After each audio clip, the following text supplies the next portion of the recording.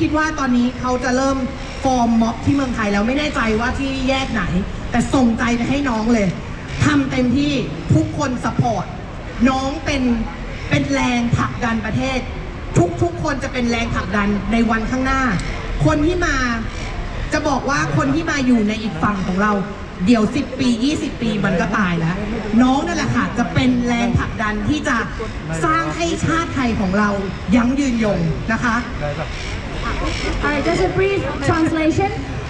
We questioning the double standard of the group protesting in front of the German embassy the other day.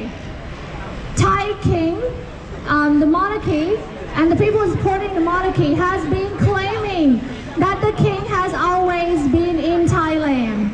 If the king has always been in Thailand, so what's the problem that we protesting in front of the German embassy? There wouldn't be any problems. Why you guys are charging the protesters there?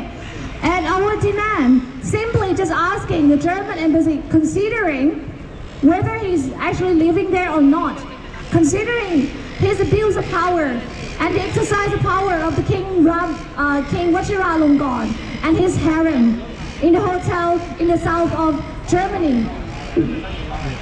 He is or was or might not, but it is still questionable whether he demand the killing, abduction and killing of Wan Chalom Saksit, who was a political exile living in Cambodia. He has been missing since February. It's been 6 months now. We haven't seen any signs of him. And during that time, the king was in Germany. Was he giving the order while he's living in German soil? So that's a question that we want to ask. And we still have another session from Hong Kong. This time, our comrade from Hong Kong, he would like to share his speech, and I will be translating into Thai right after. Give a big applause to him, please.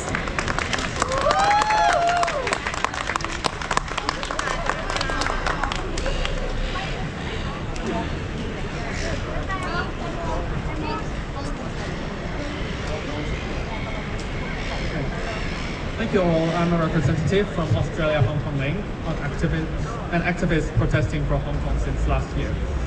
As we gather in Sydney Town Hall today, we must remember Thailand, a country half a world away that is struggling to survive, a country that is fighting for human rights and democracy, a country that is a solitary pinpoint of light on a continent of authoritarianism. And the need there is urgent. The hour there is late, and it is high time for everyone, including you and me, to voice out. It makes me think that sometimes, in the course of history, the fate of one city defines the challenge of an entire generation. 50 years ago, that place was Berlin from Germany. 1.5 years ago, that was Hong Kong. And today, this is Thailand. And the situation at your country is critical because Thailand is sliding towards becoming a totalitarian state. Hong Kongers really feel for your country and let us remember what's happened last year. Our protest started in June against plans to allow extradition to mainland China. Till 1997, Hong Kong was ruled by Britain as a colony, but then returned to China. This is the background of Hong Kong is what mentioned by New South Wales Hong Kong just now. Under the one country, two system arrangement, it has some autonomy, and its people has more rights. The bill was withdrawn in September, but demonstrations continue and now demand full democracy and an inquiry into police actions. Clashes between police and activists have becoming increasingly violent, with police firing live bullets. And the persecution go on until today. Chinese Coast Guards intercepted a speedboat off the coast of Hong Kong carrying 12 people aged 16 to 30 who were already heading to Taiwan to seek asylum.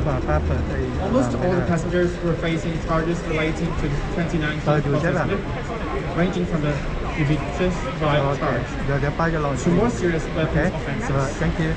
Among the group was Andy Lee, a young activist who had previously been arrested under national security law. Families told media they did not know of the arrest until 5 days later. Hong Kong police appeared to also learn of the arrest by media reports, although later revelations of a Hong Kong surveillance aircraft was raising questions. Until this moment, the 12